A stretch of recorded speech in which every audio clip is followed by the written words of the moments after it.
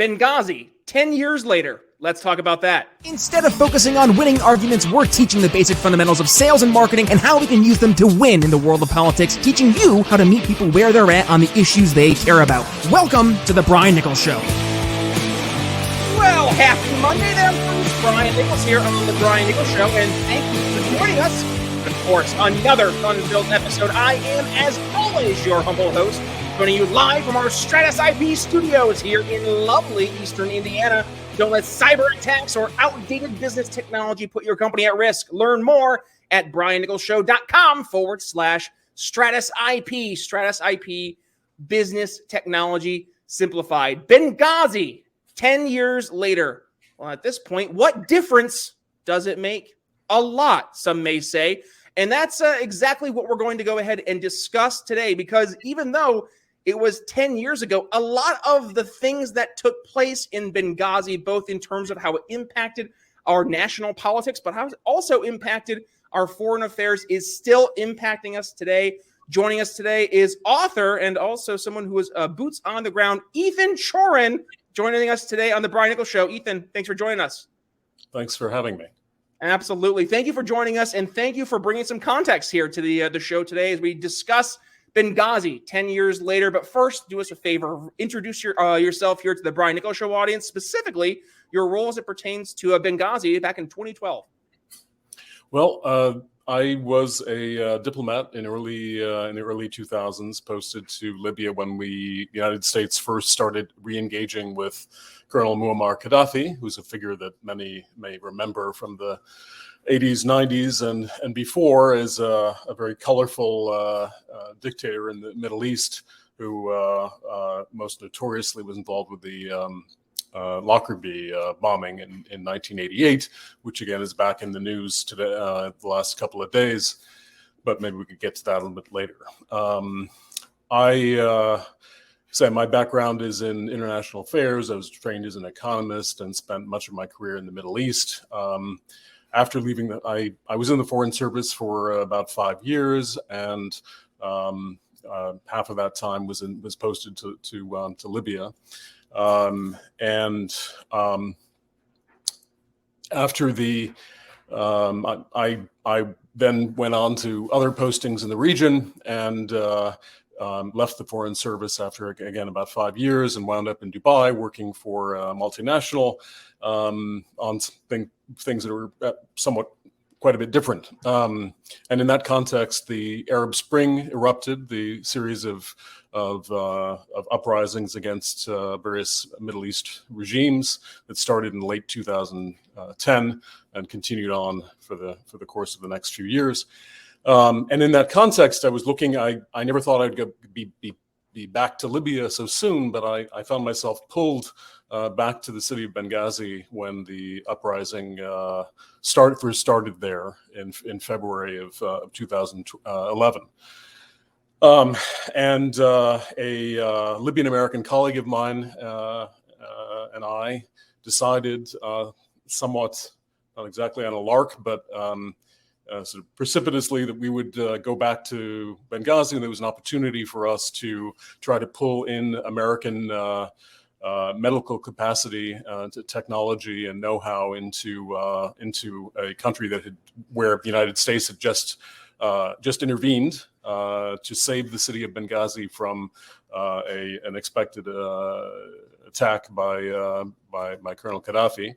And in that context, we spent about a year pulling in a number of U.S. Teaching hospitals and trying to build capacity, particularly in terms of management expertise and technology.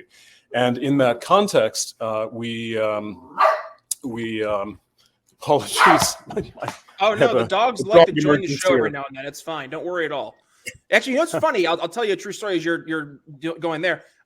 We had one episode where we had a guest and she had a woodpecker on her door. So we've had all sorts of animals join us. It's like a zoo here at the show. No, continue. It's a bit of comic relief, maybe. In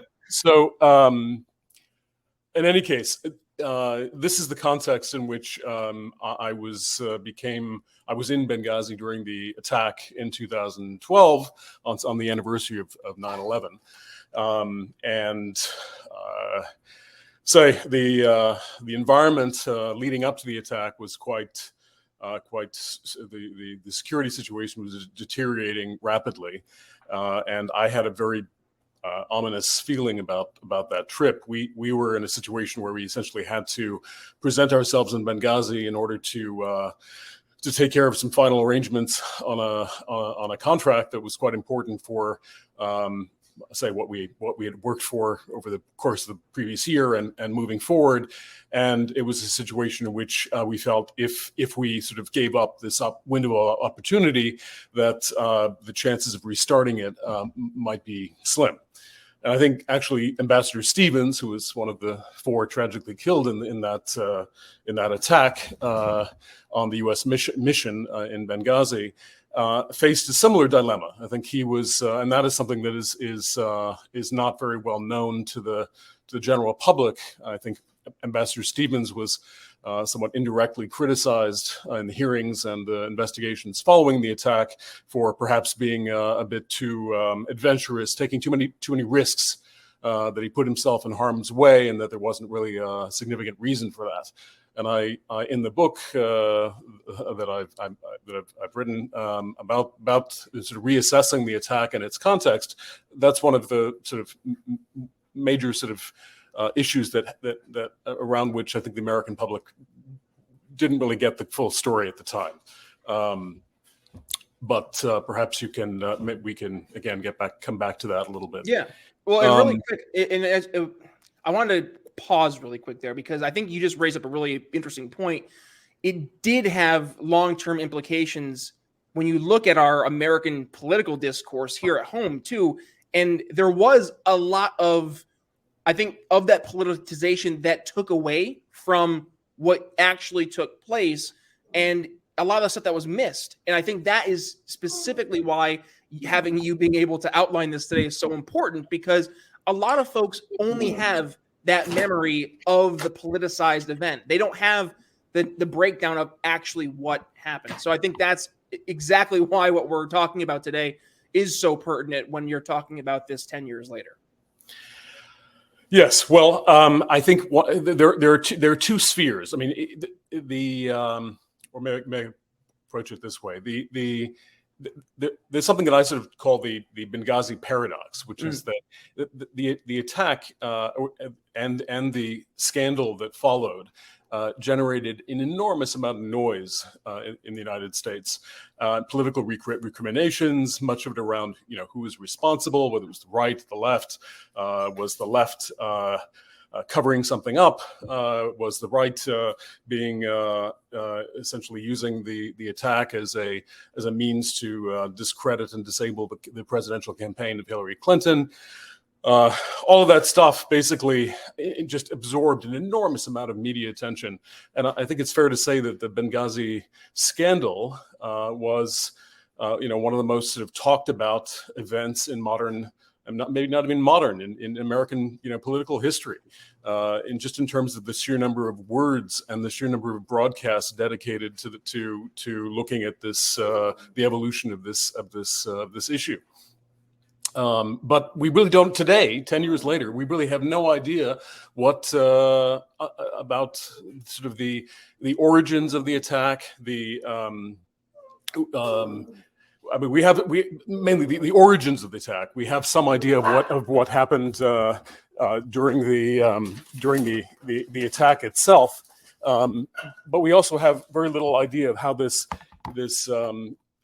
impacted American domestic politics and also foreign policy. So in the book, I go into great detail about the sort of the long backstory to how did that attack occur. And it's really wound up in the sort of the long history of the original 9/11, the attack on Washington and New York that killed upwards of 3,000 people and sparked the Iraq War. I mean that event and its precursors, mainly the Afghan American support for the Afghan Mujahideen in the late 70s and early 80s. All of these events are connected. And within that that whole story, there emerges a group of Libyan radical fighters who, again, traveled to Afghanistan in the late 80s, mainly as a means of acquiring the expertise and technical knowledge to overthrow Colonel Gaddafi back home in Libya. And they wind up becoming sort of protagonists in a process of trying to well, they become major political actors and military actors within Libya, and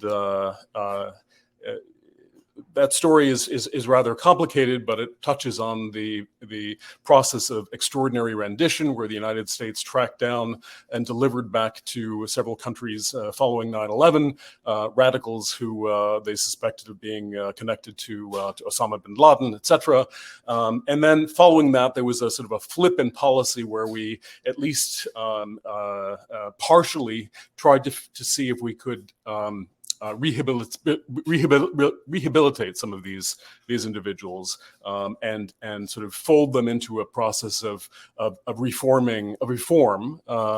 such as went on with Muammar Gaddafi after the U.S. agreement with him in 2003. I don't know if I'm. No, this is helpful, and I guess that goes to my next question, and that is, and you were kind of doing a nice way of lining us up, is the domino effect, right? Of the things that happened in the past impacting the things in the future, and where we are today, fast forward 10 years. I would like to see if you have maybe some of things from a foreign perspective, like a foreign policy perspective, that we're still feeling the echoes of from that domino falling back in 2012. Well, I mean, there's another way of sort of paraphrasing this with respect to, well, first, there's the domestic issue. I think that the Benghazi attack created was sort of the kindling for an American political polarization that went beyond anything that one could really expect to come out of, on the surface of it, to come out of an attack on a remote United States post, even given the fact that a U.S. ambassador and 3 other diplomats were killed.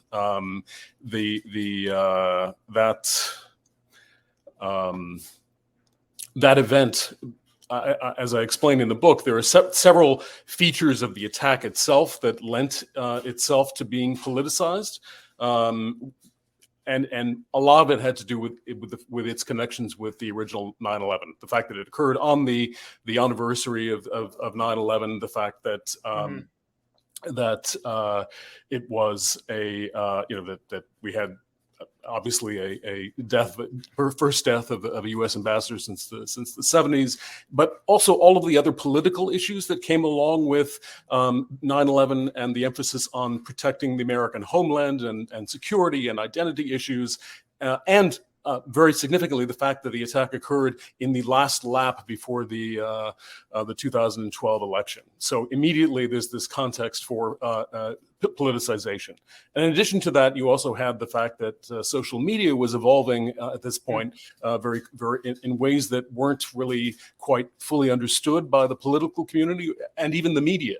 So you had, and I think I interviewed with a number of social media sort of experts, trend followers at the time that argue that had Benghazi occurred at a few months before or some other time than right then, the sort of silo effect of scandal, the fact that it became such a lightning rod for pushing people to the extremes, might not have been so pronounced.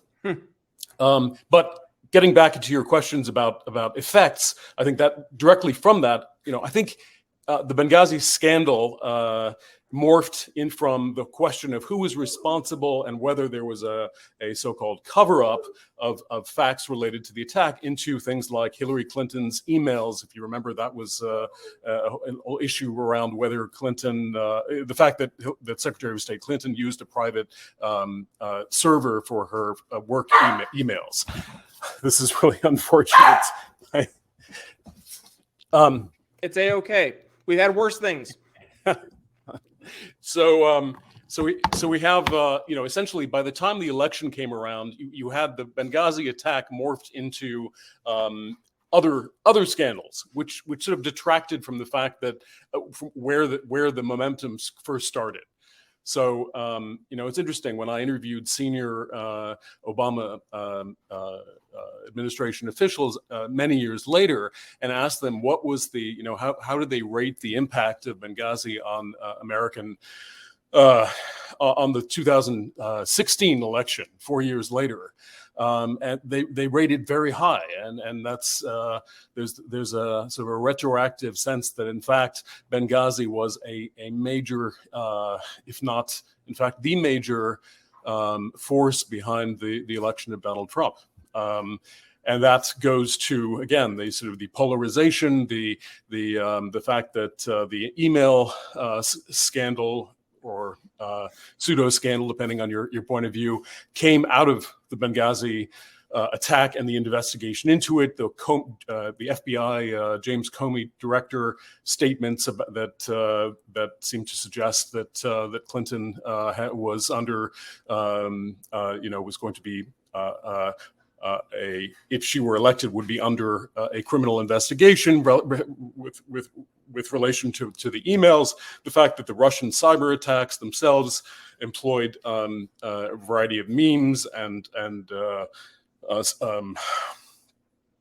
attack material that was used as feedstock for their internet campaigns. All of these things played a role in the election. And I think because we were so distracted, and because as a country we were pushed, each of us, each side, the left and the right, to our own political narratives around Benghazi, it's almost like the scandal sort of ate itself up and left no trace. So we were left with this idea that in fact none of that really happened, or never didn't really matter. There were other things that were more pressing. We sort of moved on into this ever accelerating hunger for new material, new scandals, that sort of almost like the Men in Black things where you erase people's memory, and we haven't since that then thrust us into the whole period of the Trump presidency and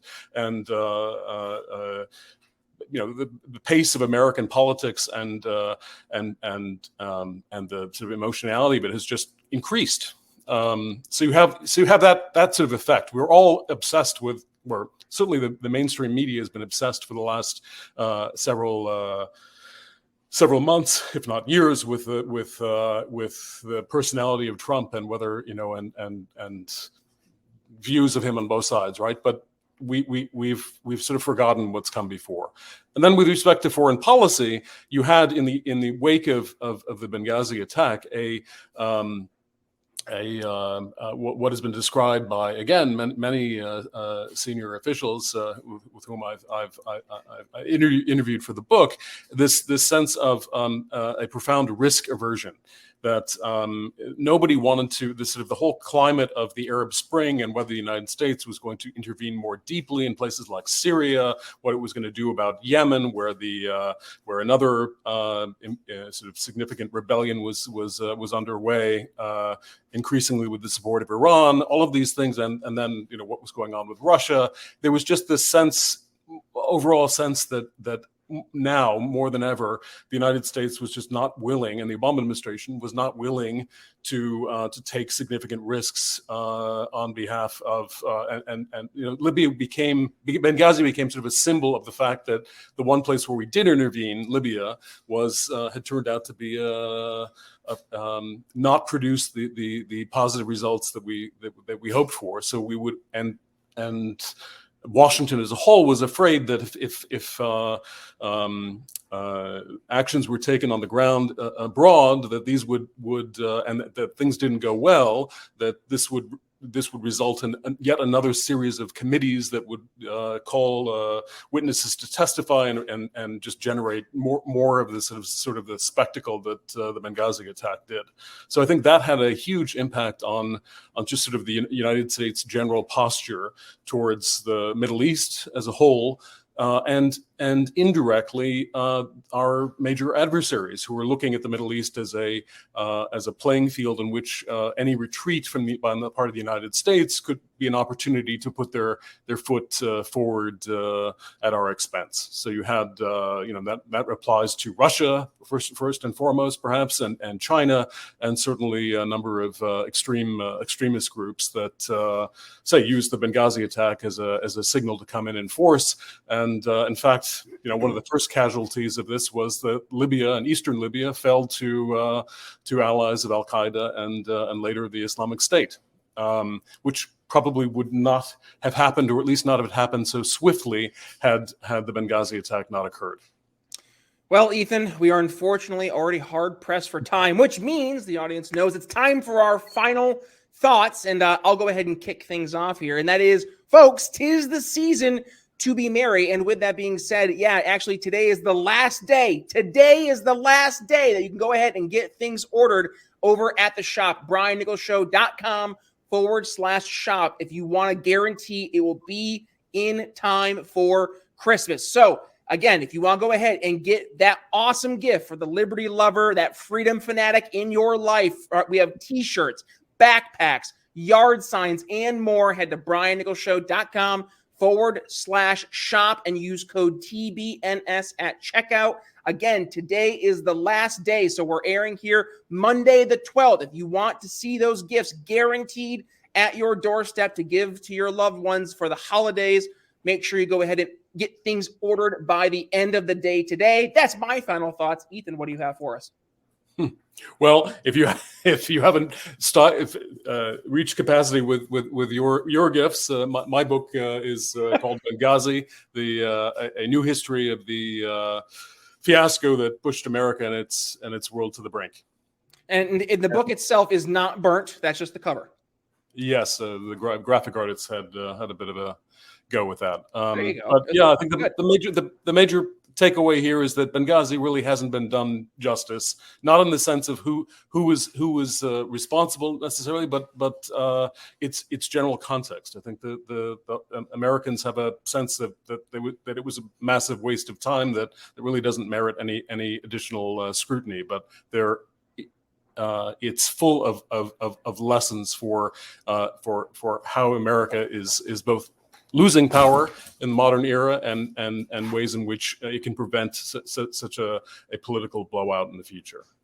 All right, folks. Well, if you got some value from today's episode, well, I'm going to ask you to go ahead and do me a favor. You know what it is. Give today's episode a share. And when you do, please go ahead and tag yours truly at B Nichols Liberty. Ethan, where can folks go ahead and find you if they want to go ahead and continue the conversation?